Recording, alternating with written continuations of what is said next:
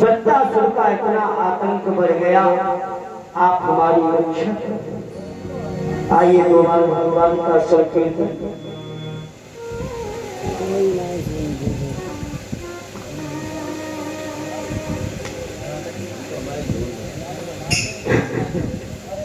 बोलिए गोविंद भगवान की जय हो।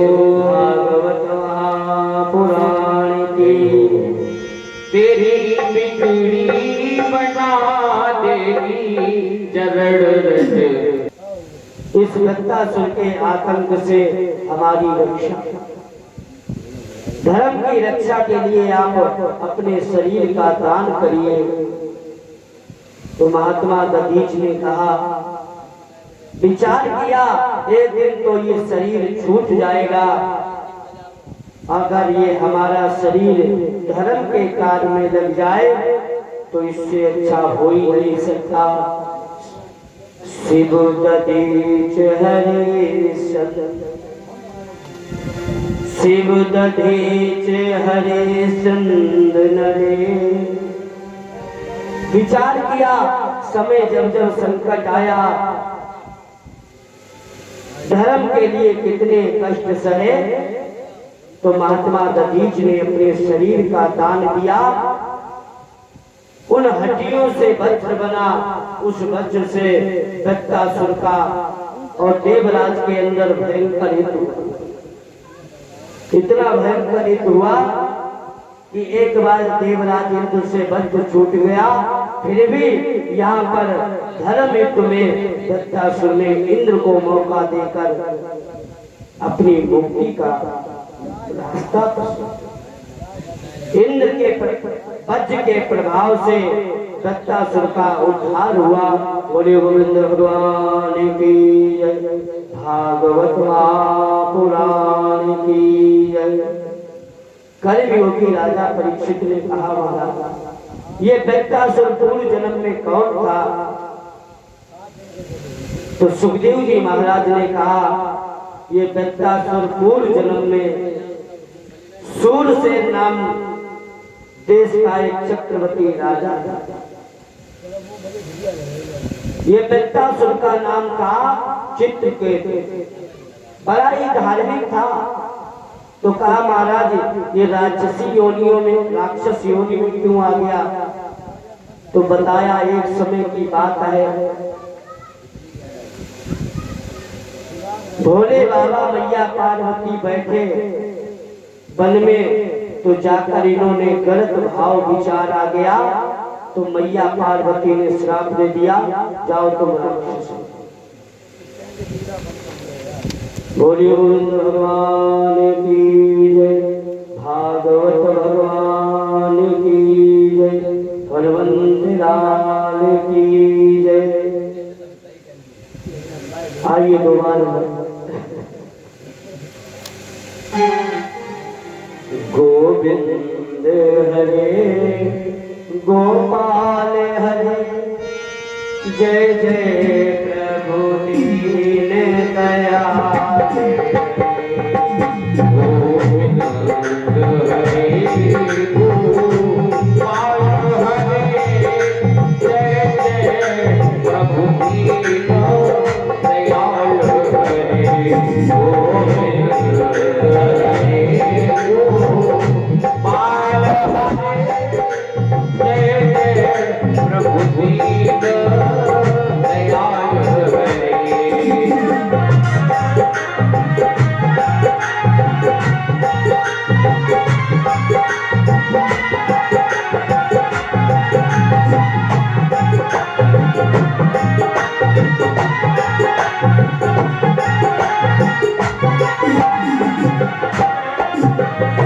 शुभ नाम हरे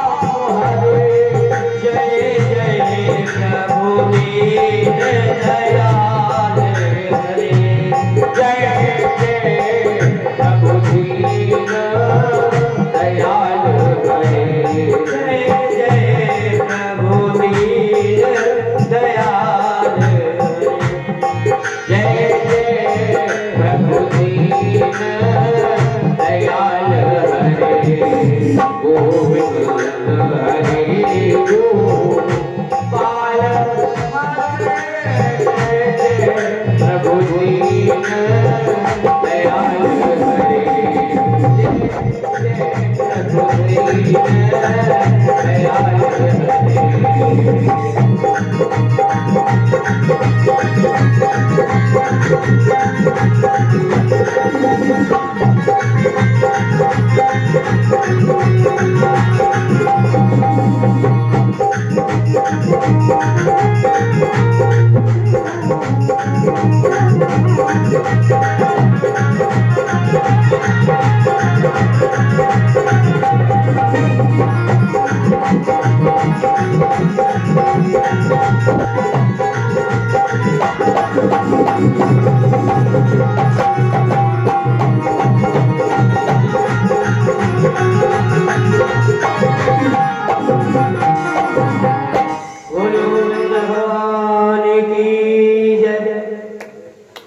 व्यास जी महाराज ने लिखा आसीत गिरिवरो राज त्रिकोटित विश्वता। सुखदेव जी महाराज ने कहा राजन, एक त्रिकोट नाम का पर्वत था, उस पर्वत पर 3 चोटियां थी, एक सोने की और एक लोहे की और एक चांदी। उसी पर्वत पर हाथी अपने विशाल परिवार के साथ रहता था और उसी पर्वत की तलहटी में एक सरोवर। तो एक दिन क्या हुआ राजा, हाथी अपने परिवार के साथ में उस पर्वत से नीचे उतरते उतरते उस तलहटी यानी सरोवर के पास, और जैसे सरोवर के पास पहुंचा और हाथी को अपने परिवार पर बड़ा अहंकार, बहुत बड़ा परिवार था और जिसका बड़ा परिवार होता है उसे अहंकार तो होता है। उसी प्रकार हाथी को भी अहंकार है। हाथी आज जैसे पहुंचा सरोवर में जाकर जल पीने लगा। हाथी ने जल पीने के बाद हाथी में एक विशेषता होती है, हाथी ने सूंड में जल भरकर अपने परिवार पर फेंकना प्रारंभ कर दिया। तो उस जल में एक ग्रह रहता था, उस ग्रह ने विचार किया जल पीना अधिकार है, जल से अपनी प्यास बुझाओ। अब इसका मतलब ये नहीं कि आप जिस घर में रह रहे हो उस घर को गंदा कर। ग्रह को क्रोध आ गया, ग्रह ने जाकर हाथी के पैर पकड़ लिया। तो जैसे पैर पकड़ा हाथी छटपटाने लगा, हाथी बाहर को खींच रहा, ग्रह अंदर को खींच रहा। तो हाथी के परिवार ने देखा हमारे घर के जो मुखिया है इन पर आज संकट आ गया। तो हाथी के परिवार ने जाकर हाथी का सहयोग, हाथी को खींच रहे। सुखदेव जी महाराज ने कहा राजन, ग्रह और हाथी के बीच में 1000 वर्ष तक युद्ध चला और जब 1000 वर्ष तक युद्ध चला, जो हाथी का परिवार था हाथी का साथ छोड़कर चला गया। हाथी को जिस परिवार पर इतना अहंकार था, हाथी को विचार किया मैंने जिस परिवार पर इतना अहंकार किया आज मेरा वो परिवार साथ छोड़ दो। भाई 1-2 दिन की अगर झगड़ा हो तो सभी लोग सहयोग करें और पता लगे आपका जीवन भर का ये रोग हो गया है तो सभी को अपने घर की व्यवस्था भी तो देखनी। सारे जो है साथ छोड़ गए। हाथी ने भगवान का चिंतन किया, जैसे भगवान का चिंतन किया तो भगवान नंगे पैर भाग खड़े हुए और अपने सुदर्शन से उस ग्रह का सर धड़ से अलग कर दिया। हाथी की रक्षा। कर्मयोगी राजा परीक्षित ने कहा, महाराज हाथी की प्रार्थना सुनकर भगवान प्रसन्न हुए, नंगे पैर भाग खड़े हुए। ये हाथी ने ऐसी कौन सी तपस्या की? तो सुखदेव जी महाराज ने कहा, राजा ये हाथी पूर्व जन्म में इंद्रदत्त नाम का राजा था। एकांत में बैठकर भगवान का भजन कर रहे थे, तो उसी समय अगस्त मुनि का आगमन हो गया। अगस्त मुनि ने जैसे इंद्रदत्त को देखा तो महात्मा के मन में विचार आ गया, इन्होंने हमें देखकर नेत्र बंद कर लिए, कहीं ऐसा ना हो महात्मा का सम्मान करना पड़े। तो अगस्त जी ने क्रोध में आकर कह दिया, हे राजन मुझे देखकर नेत्र बंद कर लिए, जाओ मैं तुम्हें श्राप देता हूँ, तुम हाथी बनोगे। राजा इंद्रदत्त ने कहा, महाराज मैं तो भगवान का भजन कर रहा था, इसमें मेरा कोई अपराध नहीं, आपने श्राप दे दिया, ये अच्छा। राजा रोने लगा, कहने लगा, महाराज हमें क्षमा कर दो। अगस्त जी ने कहा, हमारा श्राप मिथ्या हो ही नहीं सकता, तुम्हें हाथी तो बनना पड़ेगा, पर मेरा एक आशीर्वाद है, मैं तुम्हें वरदान भी देता हूँ, तुम्हें हाथी की योनि में भी मनुष्य जैसी प्रेरणा मिलती रहेगी, समय आने पर मैं तुम्हारा उद्धार।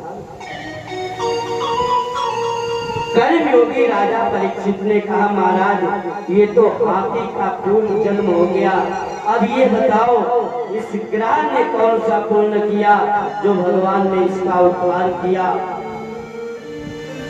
तो सुखदेव जी महाराज ने कहा, ये ग्रह पूर्व जन्म में भू नाम का गंधर्व था, इसका काम था हंसाने, यानी हंसी, गंधर्व था, सभी को हंसाने का काम था। तो एक दिन क्या हुआ, ये स्वर्ग से नीचे पृथ्वी पर आ गया। इसने कहा, स्वर्ग में तो हम सभी को हंसा रहे, थोड़ा पृथ्वी का भी आनंद लिया जाए।